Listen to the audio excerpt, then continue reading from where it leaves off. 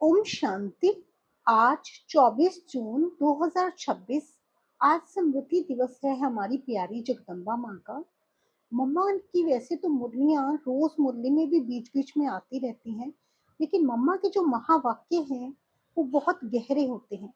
मम्मा बहुत ही गहरे तरीके से हमें समझाते हैं कि कैसे हमें श्रीमत पर चलना चाहिए। जैसे मम्मा कहते कर्म योगी बनना है, कर्म छोड़ना नहीं है, कर्म करना है। क्योंकि गृहस्थ व्यवहार में रहते हैं या वैसे भी हम रहती हैं तो मनुष्य आत्मा है, कर्म तो करना ही पड़ेगा, लेकिन आपने कर्म योगी बनना है।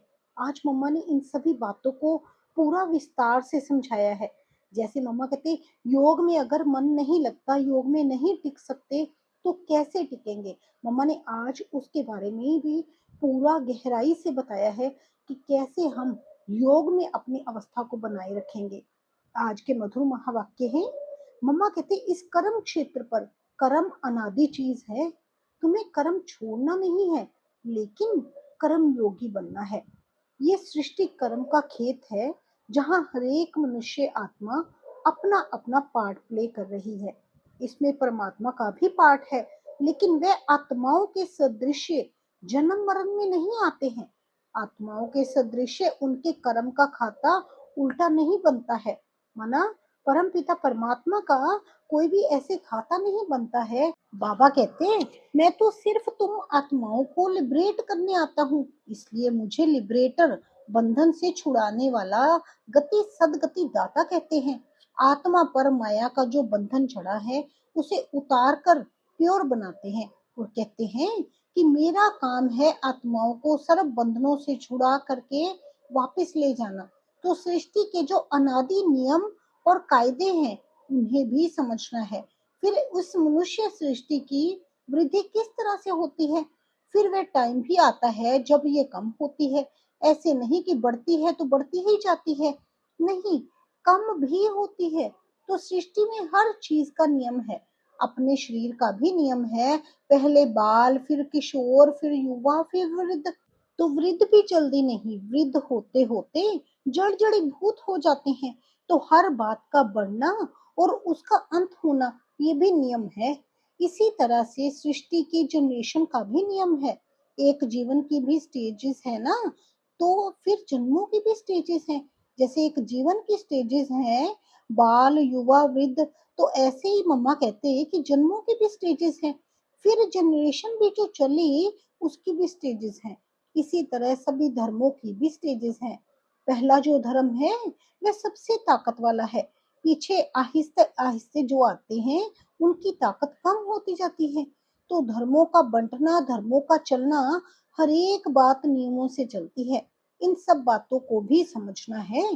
इसी हिसाब से बाप भी कहते हैं मेरा भी इसमें पार्ट है, मैं भी एक सोल हूँ, मैं गॉड कोई दूसरी चीज नहीं हूँ, मैं भी सोल ही हूँ, परंतु मेरा काम बहुत बड़ा और ऊंचा है, इसलिए मुझे गॉड कहते हैं। जैसे तुम आत्मा हो मैं भी वैसा ही हूँ। जैसे आपका बच्चा है वो भी तो मनुष्य है, आप भी तो मनुष्य हो, उसमें तो कोई फर्क नहीं है ना। तो मैं भी आत्मा ही हूँ। आत्मा, आत्मा में कोई फर्क नहीं है। बाबा कहते आत्मा और आत्मा में फिर कोई फर्क नहीं है, लेकिन कर्तव्य में बहुत भारी फर्क है। इसलिए कहते हैं मेरा जो कर्तव्य है वह सबसे भिन्न है। मैं कोई हद के एक धर्म का स्थापक नहीं हूँ, मैं तो दुनिया का क्रिएटर हूँ। वो हो गए धर्म के क्रिएटर। जैसे वो आत्माएं अपना काम अपने समय पर करती हैं, वैसे मैं भी अपने समय पर आता हूँ।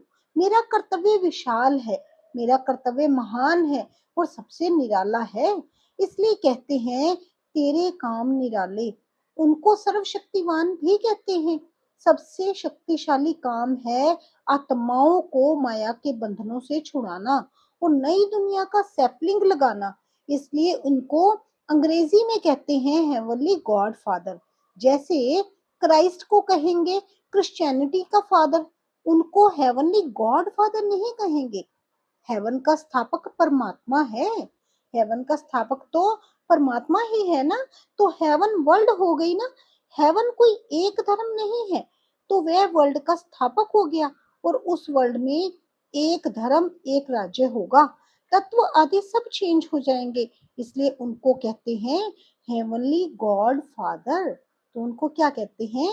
Heavenly God father. दूसरा, गॉड इज ट्रुथ कहते हैं। तो ट्रुथ क्या चीज है?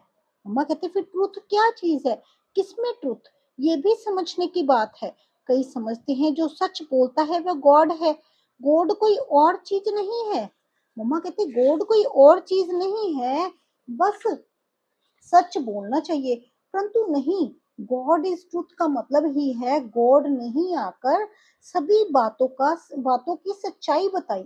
गॉड इज ट्रुथ माना गॉड ही ट्रुथ बतलाता है, उसमें ही सच्चाई है। तब तो उनको नॉलेजफुल कहते हैं।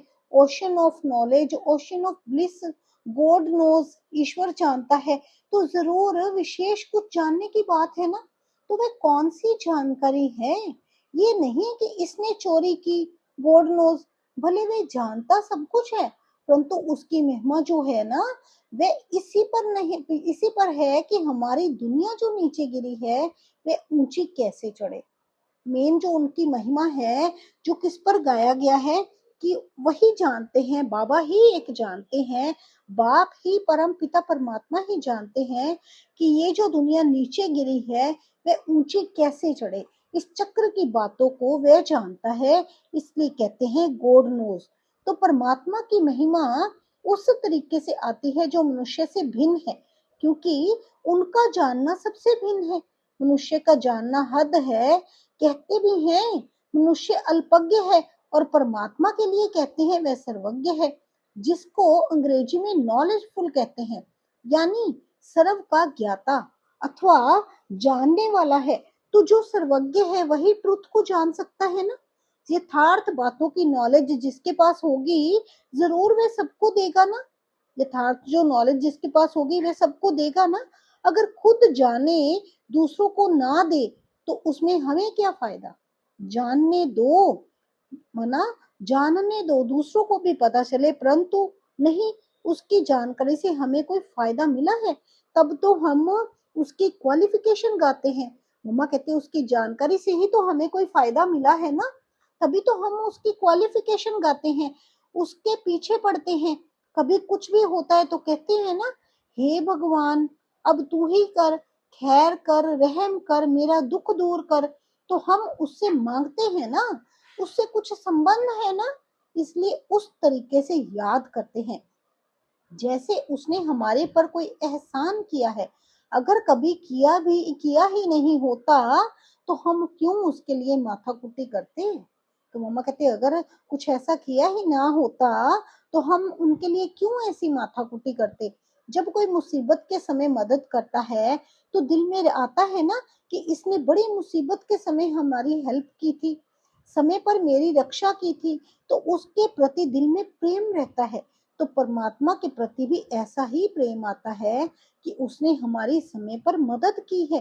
परंतु ऐसे नहीं कि कभी कोई मनुष्य का अच्छा हो गया तो कहीं ये भगवान ने किया, बस भगवान ऐसा ही करता है। लेकिन उसका बड़ा काम है, वर्ल्ड का काम है, दुनिया के संबंध की बात है। बाकी ऐसे नहीं कि किसी को थोड़ा पैसा मिल गया ये भगवान ने किया। ये तो हम भी अच्छे कर्म करते हैं तो उस कर्म का फल मिलता है। मम्मा कहते हैं हम भी अगर अच्छे कर्म करते हैं तो उस कर्म का भी तो अच्छा फल मिलता है ना। अच्छे बुरे कर्मों का हिसाब चलता है, उसका भी हम पाते रहते हैं। लेकिन परमात्मा ने आकर के जो कर्म सिखाया उसका जो फल है वह अलग है। अल्पकाल का सुख तो बुद्धि के आधार पर भी मिलता है, परंतु उससे जो नॉलेज दी उससे हम सदा सुख पाते हैं। मम्मा कहते परंतु जो बाबा ने हमें नॉलेज दी उससे हम सदा के लिए सुख पाते हैं। तो परमात्मा का काम भिन्न हो गया ना, इसलिए कहते हैं मैं ही आकर के कर्म की जो यथार्थ नॉलेज है वो सिखाता हूँ। जिसको कहा है कर्म योग श्रेष्ठ है, जिसको कहा जाता है कर्म योग श्रेष्ठ है। इसमें कर्म को, घर गृहस्थ को छोड़ने की बात नहीं है, सिर्फ तुम अपने कर्मों को पवित्र कैसे बनाओ उसकी नॉलेज मैं बतलाता हूँ। तो कर्म को पवित्र बनाना है, कर्म छोड़ना नहीं है। कर्म तो अनादि चीज है, ये कर्म क्षेत्र भी अनादि है। मनुष्य है तो कर्म भी है, परंतु उस कर्म को तुम श्रेष्ठ कैसे बनाओ वह आकर के सिखाता हूँ, जिससे तुम्हारे फिर कर्म का खाता अकर्म रहता है। जिससे बाबा कहते फिर तुम्हारे जो कर्मों का खाता है वो अकर्म रहता है, विकर्म नहीं बनता ना। अकर्म का मतलब है कोई बुरा खाता नहीं बनता है, विकर्म नहीं बनता है। बाप कहते हैं मैं इस छोटे से संगम युग में तुम्हारे देश इस कारपोरियल दुनिया में तुम्हारे लिए ही आया हूँ, तो कम से कम जितना टाइम है उतना टाइम तो कुछ हमारा ख्याल करो। बाबा के बने हो तो कम से कम इतना टाइम तो शुद्ध रहो, फिर तो तुम्हारी ऐसी प्रारब्ध बन जाएगी जो तुम्हें उस दुनिया में मेहनत नहीं करनी पड़ेगी। अभी थोड़ी मेहनत की बात है, अभी तुम कैसे भी करके मर मिट करके भी पवित्र रहने की प्रतिज्ञा करो, अपनी दृढ़ता रखो, अपनी धारणाओं में रहने का पूरा प्रयत्न करो। बाप तुम्हें साफ साफ बतलाते हैं तुम सिर्फ इतने थोड़े टाइम के लिए ये मेहनत करो। बाबा कहते तुम सिर्फ थोड़े इतने टाइम के लिए ये मेहनत करो, मैं तुम्हें और कोई मेहनत नहीं कराता हूँ। तुम्हें जितना मिलता है उसकी भेंट में कोई मेहनत ही नहीं है। ऐसे नहीं सिर्फ कहते रहो कि मैं ये करूंगा वह करूंगा, दुनिया क्या कहेगी, वे क्या कहेंगे। अरे दुनिया क्या कहेगी छोड़ दो इसे।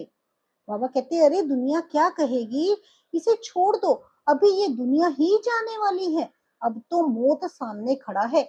तुम इतना लंबा चौड़ा जो बनाकर बैठे हो ये सब वेस्टेज कर रहे हो। अभी बाप कहते हैं उस वेस्टेज को बचाओ, इस शरीर निर्वाह के लिए जितना चाहिए उतना भले करो, जितना तुम्हारा क्रिएशन के साथ हिसाब किताब है उतना करो, मैं कहाँ संभालूंगा, इसे तुमको ही संभालना है। जो जरूरी है वह तो तुमको फ्री करता हूँ, लेकिन अभी ये जो एक्स्ट्रा रच रहे हो उसके लिए मना करता हूँ, क्योंकि अभी वह तो गिरना ही है। क्यों अपना फालतू समय गवा रहे हो, इन फालतू के झंझटों से ही तुम दुखी हुए हो, इन झंझटों से तुम कैसे छूटो वही तो तुम्हें बतलाता हूँ। फिर भी बैठ करके अनेक बहाने लगाना ये कहाँ की रीति है। फिर बाप भी कहते हैं कि देख लेना, अभी अगर मुझे सीधी उंगली नहीं देते हो, हाथ नहीं देते हो, तो फिर मैं ऐसे नाक पकड़ करके ले चलूंगा। नाक पकड़ेगा तो फिर दम घुटेगा, फिर दुख होगा, सजाएं खानी पड़ेंगी ना। इसलिए कहते हैं अभी हाथ में हाथ देकर सीधा चलने का टाइम आ गया है। अगर सीधी तरह से नहीं चलेंगे तो फिर मेरे हाथ में तुम्हारा नाक भी तो आएगा, फिर देख लेना। फिर बाबा कहते मेरे हाथ में तुम्हारा नाक भी तो आएगा ना, फिर देख लेना, फिर उस समय कुछ नहीं हो सकेगा, ना कुछ कर सकेंगे। इसलिए बाप कहते हैं बच्चे अब तुम मेरे हो करके मेरे पास आकर के मेरी बातों को सुन करके अगर फिर भी कुछ नहीं किया तो उनके लिए बहुत कड़ी सजाएं हैं। इसलिए जिन बेचारों को पता नहीं उनकी तो बात अलग है, बाकी जिन्हों को पता है जो बैठ करके सुन के फिर इन्हीं बातों में गफलत की तो उनकी तो खैर नहीं। बाबा कहते जिनको तो पता नहीं है उनकी तो बात अलग है, लेकिन जिनको पता है वो बैठ करके सुन के फिर इन्हीं बातों की में गफलत करते हैं तो बाबा कहते फिर उनकी खैर नहीं। जैसे 10 गुना फायदा वैसे 10 गुना नुकसान होगा। तब कहते हैं अपने नुकसान को घाटे को अच्छी तरह से समझो, अच्छी तरह से कुछ तो अपनी बुद्धि खोलो। अभी बाप से बुद्धि योग लगाएंगे तो ताकत मिलेगी, तो इन सभी बातों को समझो, भूलो मत। अभी ये जो समय चल रहा है इसे पहचानो, जरा आंखें खोलो, बुद्धि खोलो और समय का पूरा फायदा लो, अपनी पूरी तकदीर जगाओ। कहते भी हैं जैसा संग वैसा रंग होता है, इसलिए जिसमें अभी ये धारणा पूरी नहीं होगी तो माया के संग का रंग लग जाएगा। तब तो कहते हैं hear no evil, see no evil, talk no evil. कई ऐसे इविल्स हैं जो यहाँ भी कईयों को छोड़ते नहीं हैं, फिर एक दो के संग दोष में आ जाते हैं। तो कहते हैं ऐसे संग दोष से बचे रहो, ऐसे मत समझो कि संग दोष बाहर है यहाँ नहीं है। नहीं, यहाँ भी वे घूमते रहते हैं क्योंकि उनका राज्य है ना। इसलिए बाप कहते हैं अच्छी तरह से कवच पहन कर रहो। कवच होगा तो उसकी गोली लगेगी नहीं। कवच होगा तो फिर ये माया की गोली नहीं लगेगी ना। योग का ही कवच है, ज्ञान की तलवार है। इन सभी अस्त्र शस्त्रों को अपने पास अच्छी तरह से संभाल के रखो। कहते भी हैं जो करता है वह पाता है। ये तो भविष्य प्रलब्ध बनाने की बातें हैं। यहाँ तो प्रलब्ध नहीं भोगनी है ना। यहाँ तो कोई गुरु बन करके नहीं बैठना है। इसमें कोई मिसअंडरस्टैंड ना करे, इसलिए ये सब समझाया जाता है।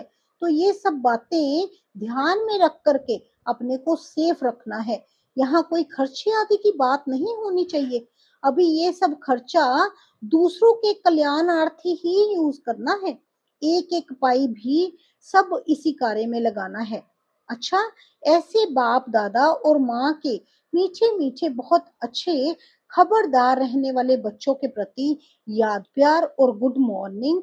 अच्छा, हम सब रूहानी बच्चों की रूहानी माता पिता बाप दादा जी को गुड मॉर्निंग, नमस्ते, ओम शांति। शुक्रिया मेरे बाबा, शुक्रिया। शुक्रिया मीठी मम्मा, इतनी समझाने देने के लिए, इतनी गहराई से हम सभी बातों को समझाने के लिए आपका बहुत बहुत बहुत बहुत शुक्रिया। आगे प्रश्न पूछा गया है, मम्मा हम चलते फिरते योग की ऊंची अवस्था में कैसे स्थित हो सकते हैं? उत्तर है, वास्तव में अपनी ये लाइफ नेचुरल योग की हो जानी चाहिए। क्योंकि योग है निश्चय, तो हर दम निश्चय को कायम रख प्रैक्टिकल व स्वरूप बन जाना चाहिए। तो मम्मा कहती निश्चय को कायम रख, प्रैक्टिकल व स्वरूप बन जाना है। निश्चय रूप बन कर्मेंद्रियों से कर्म करो। बस स्थूल कर्मेंद्रियां कोई भी कार्य करती रहे, मगर खुद को उस ही सुख स्वरूप अवस्था में लवलीन रहना है। अपना आपका चेहरा सदा सुख स्वरूप रमणीक दिखाई दे। कोई भी अशुद्ध संकल्प विकल्प ना रहे। ईश्वरीय आनंद में आंतरिक मगन अवस्था में रहो, तो फिर कोई भी अशुद्ध संकल्प विकल्प की उत्पत्ति नहीं होगी। तो मम्मा कहते ईश्वरीय आनंद में आंतरिक मगन अवस्था में रहेंगे तो कोई भी अशुद्ध संकल्प विकल्प की उत्पत्ति नहीं होगी। शुद्ध प्योर धरनी में जो भी संकल्प उत्पन्न होगा वह लोक संग्रह प्रति अथवा अपनी उन्नति प्रति होगा। शुद्ध प्योर धरनी में जैसा भी संकल्प उत्पन्न होगा तो फिर वह लोक संग्रह प्रति अथवा अपनी उन्नति के प्रति ही होगा। ये अति मीठी सुंदर अवस्था है जो समय पर मदद करती है। ऐसे ईश्वरीय अलौकिक मीठी प्योर लाइफ बनाने का अब ही गोल्डन चांस तुम्हें मिला हुआ है। तो ऐसी अवस्था बनाने के लिए थोड़ी मेहनत करो। मम्मा कहते हैं जब हम योग में बैठते हैं तो अंदर में मंत्र पूजा जप आदि कुछ भी नहीं करते हैं। जैसे भक्ति मार्ग में कोई कोई अंदर ही अंदर प्रार्थना करते हैं, माला जपते हैं, मूर्ति को सामने रख फूल चढ़ाते हैं, वह सब कुछ अंदर ही अंदर करते हैं, जिसको मनसा पूजा कहेंगे। लेकिन हमारे योग में हम सिर्फ अपने स्व स्वरूप में स्थित हो सुख स्वरूप बन जाते हैं। मम्मा कहते लेकिन हमारे योग में हम सिर्फ अपने स्व स्वरूप में स्थित हो सुख स्वरूप बन जाते हैं। अपने मन सहित सभी कर्मेंद्रियों को कंट्रोल कर एकाग्रचित बन ईश्वरीय सुख स्वरूप हो जाते हैं। इसके लिए योग का टाइम पर्सनल मुकर्रर है, जहां एक टाइम पर बैठकर अभ्यास करते हैं। सिर्फ व्यक्त बातों से नाता तोड़कर अव्यक्त संबंध से नाता जोड़कर रखना है तो याद सहज हो जाएगी। व्यक्त बातों से नाता तोड़कर अव्यक्त संबंध से नाता जोड़ना है। किसके साथ? सिर्फ एक बाबा के साथ संबंध जोड़कर रखना है। तो मम्मा कहते फिर याद बिल्कुल सहज हो जाएगी। अच्छा, ओम शांति। आज का वरदान है हम बच्चों के प्रति, बाप दादा के साथ द्वारा माया को दूर से ही मूर्छित करने वाले माया जीत जगत जीत भव। जैसे बाप के स्नेही बने हो ऐसे बाप को साथी बनाओ तो माया दूर से ही मूर्छित हो जाएगी। शुरू शुरू का जो वायदा है तुम्ही से खाऊं तुम्ही से बैठूं तुम्ही से रूह को रिझाऊं, इसी वायदे प्रमाण सारी दिनचर्या में हर कार्य बाप के साथ करो तो माया डिस्टर्ब कर नहीं सकती, उसका डिस्ट्रक्शन हो जाएगा। तो साथी को सदा साथ रखो। साथ की शक्ति से व मिलन में मगन रहने से माया जीत जगत जीत बन जाएंगे। स्लोगन है, अपनी ऊंची वृत्ति से प्रवृत्ति की परिस्थिति को चेंज करो। अपनी ऊंची वृत्ति से प्रवृत्ति की परिस्थितियों को चेंज करो। अव्यक्त इशारे हैं। सदा हर्षित रहने के लिए अपनी नेचर को सरल बनाओ, सहनशील बनो। अव्यक्त स्थिति रूपी दर्पण को साफ और स्पष्ट करने के लिए सरलता, श्रेष्ठता और सहनशीलता, इन तीनों बातों पर ध्यान दो। किन 3 बातों पर ध्यान देना है? सरलता, श्रेष्ठता और सहनशीलता। अगर तीनों में से एक भी बात की कमी है तो दर्पण पर भी कमी का दाग दिखाई पड़ेगा। इसलिए जो भी कार्य करते हो उसमें साधारणता दिखाई ना दे, साधारणपन को श्रेष्ठता में बदली करो। हर कार्य में सहनशीलता और वाणी में सरलता को धारण करो, तब सर्विस में सफलता दिखाई देगी।